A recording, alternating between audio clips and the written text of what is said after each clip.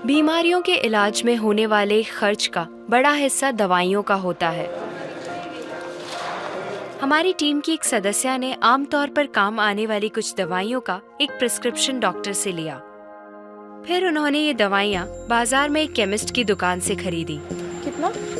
2151। और यही दवाइयाँ उन्होंने जेनेरिक मेडिसिन्स की दुकान से भी ली। कितना हुआ इसका? 354। दवाइयों की कीमत में जमीन आसमान का फर्क दिखाई दिया। राजस्थान में कम कीमत में मिलने वाली इन जेनेरिक दवाइयों की शुरुआत की चित्तौड़ के पूर्व कलेक्टर डॉक्टर समित शर्मा ने।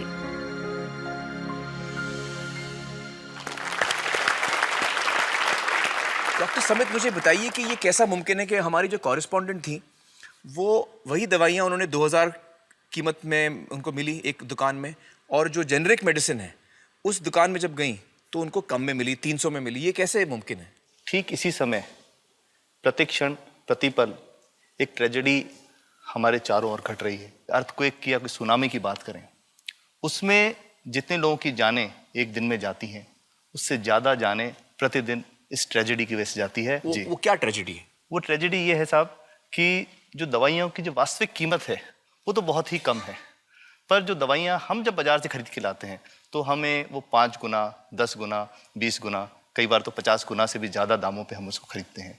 जैसे हम भारत में अगर देखें कि 40 करोड़ से ज़्यादा लोग ऐसे हैं जो अपने लिए 2 वक्त की रोटी नहीं जुटा पाते, तो क्या वो उस दवा को खरीद सकते हैं? बहुत सारे लोगों को इस वजह से दवाई नहीं मिल रही। यस, WHO कहता है कि स्वतंत्रता के 65 वर्ष पश्चात आज भी 65% of the Indian population lacks regular access to essential medicine. जो मेन दवाई हैं, जो आवश्यक दवाइयां हैं, वो उन तक नहीं पहुंच पाती रकम की वजह से। मुझे बताइए कि ये जो जेनेरिक मेडिसिन जो हम कहते हैं, अभी ये अंग्रेजी का शब्द है, इसको हिंदी में कैसे समझाएं? मैं आपको बहुत सरल भाषा में बताता हूँ। हाँ। तो ये जेनेरिक नाम जो दवा का जो मूल सॉल्ट है, जो इसके अंदर जो दवा है उसका नाम है, केमिकल नाम, उसका केमिकल नाम है। अब जैसे और उदाहरण अगर सरल करके बताएं इसको, तो जैसे ये लड़की दुबली पतली सी नजर आती है, तो मैं अगर डॉक्टर हूँ हाँ। तो मैं इसको ये कहूँ 1 गिलास दूध सुबह 1 गिलास शाम को पिया कर। पर चिकित्सा के व्यवसाय में दुर्भाग्य से हमारे देश में ऐसा नहीं हो रहा। हम ये नहीं कहते कि आप भैंस का दूध लेके आइए, हम कहते हैं कि वो रामू की भैंस का दूध लेके आना। यही ब्रांडिंग है। ये जब उसकी दुकान पे जाती है वो कहता है 500 रुपये लीटर है, लेना है कि नहीं लेना। तो जो 30 रुपए की चीज़ है वो 500 रुपये में मिलती है। तो अगर मैं डायबिटीज़ की दवा ले रहा हूँ और अगर मैं ब्रांडेड दवा लेता हूँ तो मुझे कितने की पड़ेगी? जैसे एक 117 रुपये में भी है, 117 रुपये में मिलती है। और अगर वही चीज़ हम उसके जेनेरिक मेडिसिन के नाम से लें तो वो कितने की बनती है? वो मात्र 1 रुपये 95 पैसे में 10 गोली मिलती है।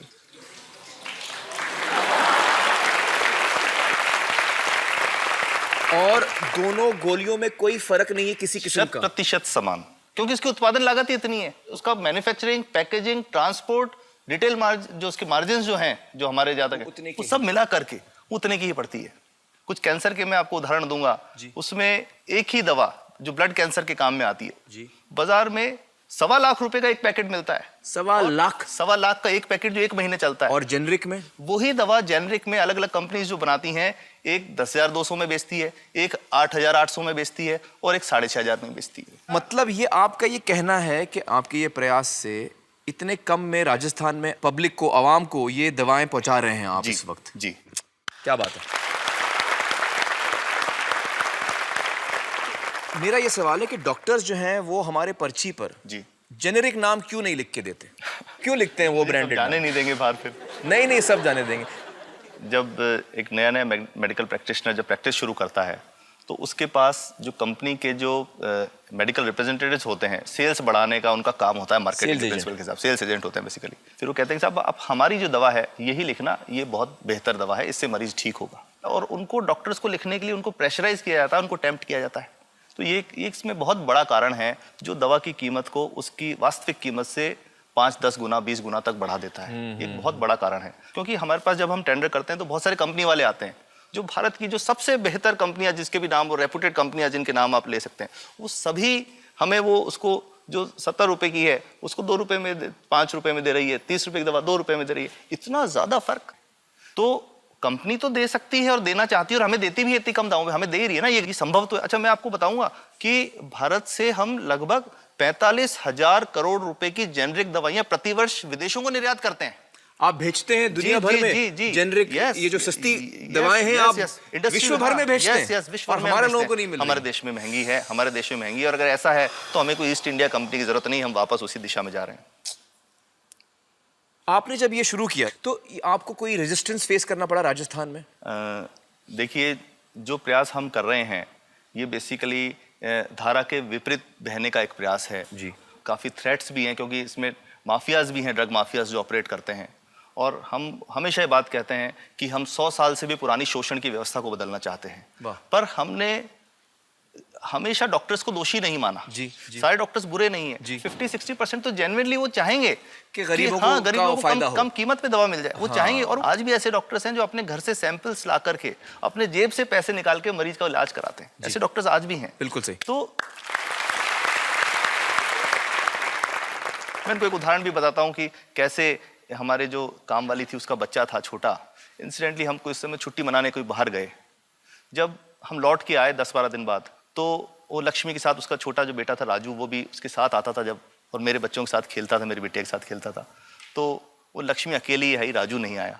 तो हमने पूछा कि क्या हुआ, तो उसने जो बात बताई कि साहब वो उसको, आप गए थे, उल्टी दस्त हो गया था। उल्टी दस्त की बीमारी के लिए वो जब दवा लेने गई तो केमिस्ट ने उसको कहा कि इसके तो 400 रुपये लगेंगे। तो उसने कहा साहब मैंने खूब मांगा, मेरे पास 400 रुपये मुझे नहीं थे, और मेरा बच्चा रात को ही उसको दस्त आते रहे, वो ख़त्म हो गया। और मैं आपको ये कहना चाहता हूँ कि वो जो दवा लिखी थी कि वास्तव कीमत 1.5-2 रुपये ही है, तो वो बच्चे की जान बच सकती थी। 65 वर्ष के बाद भी अगर कोई बच्चा उल्टी दस्त से मर जाए तो मैं नहीं समझता इससे शर्मनाक बात कोई हम लोगों के लिए हो सकती है। और सबसे बड़ी बात कि इसे आसानी से बदला जा सकता है। हमें सबको एक समन्वित, एक संगठित प्रयास करने की जरूरत है।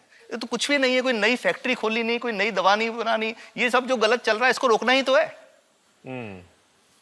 तो दोस्तों, डॉक्टर समित की बातों से हमें यह पता चला है कि दवाइयों का जो कॉस्ट होता है, जो उनको बनाने का खर्च होता है, वो बहुत ही कम होता है, और हमें इन कम दामों में ये दवाइयाँ मिल सकती हैं अगर हमारी राज्य सरकार जेनेरिक मेडिसिन की दुकानें खोले, जैसे राजस्थान सरकार ने किया है, और जिसके लिए हम उन्हें सलाम करते हैं। एक बात और, अगर आप एक एनजीओ हैं और आप जेनेरिक मेडिसिन की दुकान खोलना चाहते हैं तो department of chemicals and fertilizers आपको 50,000 रुपए की ग्रांट भी देता है। डॉक्टर समित, आपने बहुत ही बेहतरीन काम किया है और इस बहुत ही अहम मुद्दे पर रोशनी डालकर हमारी आंखें खोल दी हैं, और हमारी दुआ यह है कि जो काम आपने राजस्थान में शुरू किया है वो हर राज्य में फैले, देश के कोने कोने में फैले। बहुत बहुत शुक्रिया हमारे साथ बातचीत करने का doctor Samit, thank you so much.